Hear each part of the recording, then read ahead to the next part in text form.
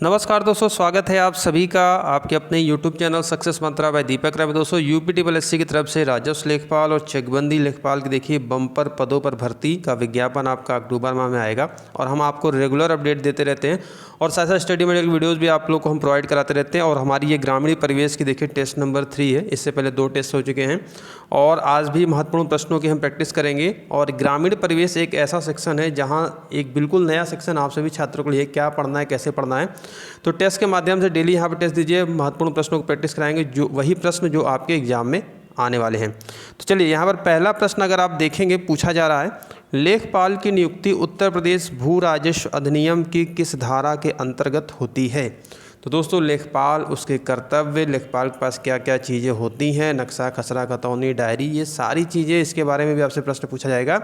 और लेखपाल की नियुक्ति उत्तर प्रदेश भू राजस्व अधिनियम की धारा 23 ऑप्शन नंबर बी यहाँ पर करेक्ट हो जाएगा। चलिए दूसरा प्रश्न देखते हैं, खसरे में कितने खाने होते हैं। ठीक है, तो दोस्तों खसरा क्या होता है। खसरा आपका क्या होता है कि ये कृषि संबंधित सभी आंकड़े, कौन सी फसल, कितनी फसल, वो भी कृषि जोतदार का नाम, किसका इसमें मालिकाना हक है, तो पूरा एक आंकड़े खसरे में होते हैं। और ये खसरा लेखपाल के द्वारा तैयार किया जाता है, जो कि हर वर्ष तैयार किया जाता है। ठीक है, ध्यान रखेंगे, खसरा हर वर्ष तैयार किया जाता है। और इसमें दोस्तों कुल आपके 22 खाने होते हैं। कितने खाने होते हैं? कुल 22 खाने होते हैं। तीसरा प्रश्न देखते हैं, उत्तर प्रदेश राजस्व परिषद की स्थापना कब हुई। तो राजस्व परिषद, राजस्व लेखपाल राजस्व परिषद के अंतर्गत आता है, तो इसके संस्थान से भी आपसे प्रश्न पूछे जाएंगे।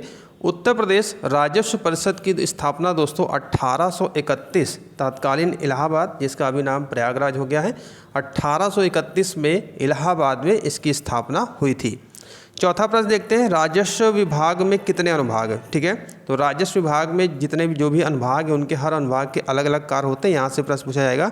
ऑप्शन देखिए 18 है, 19, 20, 21। तो दोस्तों राजस्व विभाग में कुल आपके 19 अनुभाग हैं, इस बात का ध्यान रखेंगे। पांचवा देखते हैं, राजस्व मंडल का कौन सा अनुभाग, ठीक है, यानी राजस्व विभाग का कौन सा अनुभाग नए मंडल, जनपद, तहसील के निर्माण और उससे संबंधित मामलों को देखता है। तो 19 अनुभाग है, तो राजस्व विभाग का कौन सा ऐसा अनुभाग है जहां पर नए मंडल हो, जनपद हो, तहसील हो, इनके निर्माण संबंधित कार्य देखता है। ये है आपका दोस्तों अनुभाग 5। ध्यान रखेंगे, ऑप्शन नंबर बी अनुभाग 5। और आप सभी छात्रों से रिक्वेस्ट है, चैनल पर नए हैं तो चैनल सब्सक्राइब करके बेल आइकन को प्रेस कर लीजिए। रेगुलर आप लोग को यहाँ पर तैयारी कराई जाएगी, साथ साथ इसकी PDF भी आप लोगों को फ्री दी जाएगी। वीडियो डिस्क्रिप्शन बॉक्स में लिंक मिल जाएगा और हमारे टेलीग्राम चैनल से भी जुड़ जाइए, उसका भी लिंक डिस्क्रिप्शन बॉक्स में, वहाँ पर भी आप लोग को PDFs और सारी चीज़ें जो भी होती हैं हम आप लोगों को अवेलेबल करा देंगे। ठीक है, नेक्स्ट प्रश्न की ओर बढ़ते हैं। छठा प्रश्न देखते हैं, कृषि की गणना, खेतों की हदबंदी, दाखिल खारिज कौन सा अनुभाग देखता है। तो दोस्तों जो कृषि की गणना है, खेतों की हदबंदी, जोतबंदी की बात करते हैं, हदबंदी, सीमाबंदी, और दाखिल खारिज मतलब मालिकाना हक। अगर दाखिल खारिज का मतलब दोस्तों यहाँ पर होता है मालिकाना हक में परिवर्तन। कोई व्यक्ति किसी की ज़मीन है किसी दूसरे को बेचता है तो वो दाखिल खारिज है, उस पर नाम चढ़ता है। तो ये जो अनुभाग है महत्वपूर्ण अनुभाग है और ये अनुभाग 9 देखता है। ऑप्शन नंबर ए यहाँ पर करेक्ट हो जाएगा। ठीक है, अनुभाग 9।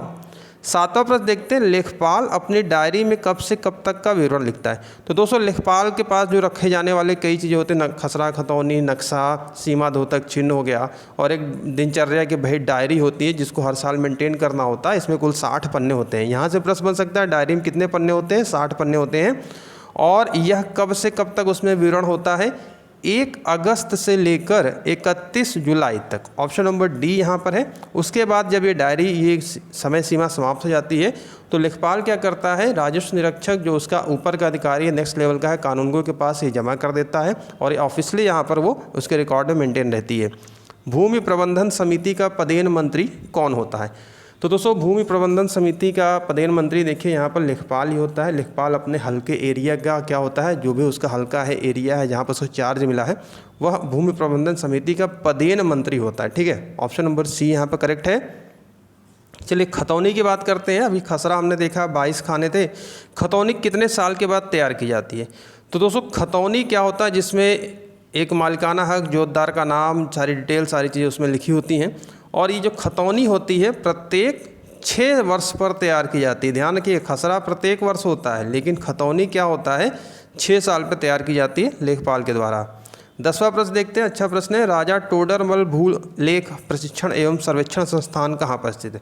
तो यहाँ पर क्या होता है दोस्तों, जो आपका भूलेख प्रशिक्षण सर्वेक्षण जैसे लेखपालों की जो ट्रेनिंग होती है जहाँ पर ये होता है, तो ये राजा टोडरमल भूलेख प्रशिक्षण संस्थान आपका स्थित है हरदोई में। ऑप्शन नंबर बी दोस्तों यहाँ पर करेक्ट हो जाएगा। 11वां प्रश्न देखते हैं, जरीब कितने प्रकार की होती है। तो भाई जरीब देखिए एक मापने की होती है, यंत्र होता है, और जरीब में भी कई प्रकार की जरीब होती है। ठीक है, तो यहाँ पर मेनली देखें तो जो जरीब होती है वह 4 प्रकार की होती है। कौन कौन सी होती है? गठरी जरीब, रेवेन्यू जरीब, इंजीनियर जरीब और मीट्रिक जरीब। ठीक है, और 100 कड़ियाँ होती हैं और उसमें सारी चीज़ें हैं। तो आगे की वीडियो भी बहुत सारी इंपॉर्टेंट है, ये अभी स्टार्टिंग है आपकी। इसी प्रकार से महत्वपूर्ण प्रश्नों की प्रैक्टिस हम करा देंगे, जिससे कि आप लोगों को कह सकते हैं कि जो कलेक्टिव एक क्वेश्चन बैंक आप लोगों को तैयार हो जाएगा, इंपॉर्टेंट प्रश्न हो जाएंगे। कहीं और आप लोग को भटकना नहीं पड़ेगा कि ये किताब पढ़े वो किताब पढ़े, इंपॉर्टेंट प्रश्नों की प्रैक्टिस आपको करा देंगे। और हमारे चैनल के माध्यम से जितनी भी चीज़ें आप लोग पढ़ाई जाती है एग्जाम में, काफ़ी क्वेश्चन आप लोग को मिलते हैं। इसका प्रमाण पिछले एग्जाम आप देख चुके हैं, जो भी हमारे रेगुलर स्टूडेंट है। तो चैनल सब्सक्राइब करके बेल आइकन प्रेस करें और वीडियो को लाइक करके बताइएगा कि आपको कैसा लगा। किसी प्रश्न में कोई डाउट हो तो नीचे कमेंट करिएगा। चलिए फसलों की प्रजाति से, फसलों की किस्मों से पूछ लेते हैं। पूसा रसराज किसकी उन्नत किस्म है? तो दोस्तों पूसा रसराज की अगर हम बात करते हैं, ये खरबूजा की उन्नत किस्म है। ठीक है, फसलों की किस्म, फसलों की प्रजाति से प्रश्न आएगा। दीमक को नष्ट करने के लिए सर्वाधिक उपयुक्त रसायन है। ठीक है, तो यहाँ पर फ्रेंड देखिए खेती किसानी में क्या होता है, पेस्टिसाइड यूज होता है, फसलों में कीट लग जाते हैं। यहाँ से भी जानकारी आप लोग को जरूरी है और सभी प्रकार के प्रश्नों प्रैक्टिस कराएगी। दीमक में दोस्तों यहाँ पर है मोनोक्रोटोफस। ठीक है, मोनोक्रोटोफस, ये आपका ऑप्शन नंबर डी यहाँ पर करेक्ट हो जाएगा। क्वेश्चन नंबर 14 देखते हैं, गेहूँ में प्रोटीन का परसेंटेज कितना होता है? गेहूँ में प्रोटीन का प्रतिशत कितना होता है? चलिए भाई, ये पिछली बार आया हुआ क्वेश्चन है, चकबंदी लेखपाल में आया हुआ है। तो गेहूं में प्रोटीन का दोस्तों परसेंटेज आपका 12% होता है, ध्यान रखेंगे।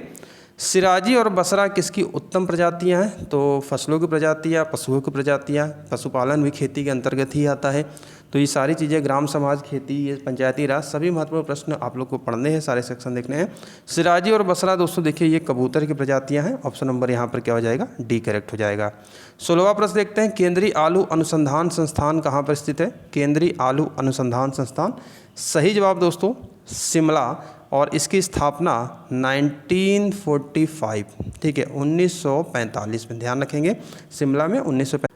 अगला प्रश्न दोस्तों यहाँ पर देखिए, अपाणा किसकी किस्म है? यहाँ पर आपसे पूछा जाएगा प्रजातियों से भी, फसलों की प्रजातियों से। अपाणा ऑप्शन देखिए, धान, गेहूँ, सरसों, मटर। सही जवाब दोस्तों ये मटर की किस्म है, और एक और प्रसिद्ध मटर की किस्म है मालवी चमत्कार। तो यहाँ से भी आपसे प्रश्न पूछे जाएंगे। ठीक है, 18वां प्रश्न देखते हैं, महाल शब्द का अर्थ बताइए। महाल शब्द का दोस्तों क्या अर्थ है? तो भू राजस्व व्यवस्था के अंतर्गत हम देखते हैं तो आपकी स्थायी बंदोबस्त, महालवाड़ी व्यवस्था, रैयतवाड़ी व्यवस्था, और महालवाड़ी हाल्ट मैकेंजी इससे जुड़ा हुआ था। और महाल का दोस्तों मतलब होता है गांव होता है। ठीक है, क्या होता है आपका? ऑप्शन नंबर बी यहाँ पर करेक्ट हो जाएगा। अगला प्रश्न देखते हैं, सब्जियों की व्यापारिक खेती को क्या कहते हैं? तो दोस्तों सब्जियों की जो व्यापारिक खेती की जाती है उसे क्या कहा जाएगा?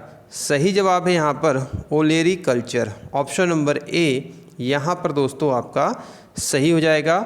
और बात करते हैं अगर हार्टिकल्चर की, तो ये बागवानी से संबंधित है, और इसके जनक, यहाँ से प्रश्न आ सकता है, डॉक्टर कृष्णलाल चड्ढा जी जनक हैं। और सिल्वीकल्चर वनों के संवर्धन, वनों को लगाने से है। और यही सेरीकल्चर अगर आपका पूछा जाता है, ये सिल्वीकल्चर है, वनों से संबंधित है, ध्यान रखेंगे। सेरीकल्चर आपके रेशम कीट पालन से है। ठीक है, चलिए अगला प्रश्न यहाँ पर देखते हैं, कृषि एक पारिवारिक व्यवसाय है, यह कथन किसका है? कृषि एक पारिवारिक व्यवसाय है, यह किसने कहा है? ऑप्शन देखिए, Zimmerman, Laurie Nelson, M S. Swaminathan, Norman E Borlaug. तो यहाँ पर दोस्तों जो सही जवाब है लॉरी नेल्सन। ठीक है, और अगर हम एम.एस. स्वामीनाथन की बात करते हैं तो भारत में हरित क्रांति के जनक माना जाता है इन्हें, और नॉर्मन ई बोरलॉग को विश्व में हरित क्रांति का जनक माना जाता है। तो ये थे आज के 20 महत्वपूर्ण प्रश्नों की प्रैक्टिस, और डेली आपको यहाँ पर प्रैक्टिस कराई जाएगी। तो चैनल पर नए हैं तो सब्सक्राइब करके बेल आइकन प्रेस कर लीजिए, ताकि आपको डेली नोटिफिकेशन मिलती रहे। उसकी PDF आप लोग वीडियो डिस्क्रिप्शन बॉक्स में डाउनलोड कर लीजिएगा। ठीक है, तो अभी के लिए इतना ही दोस्तों, मिलते हैं नेक्स्ट वीडियो में। Thank you.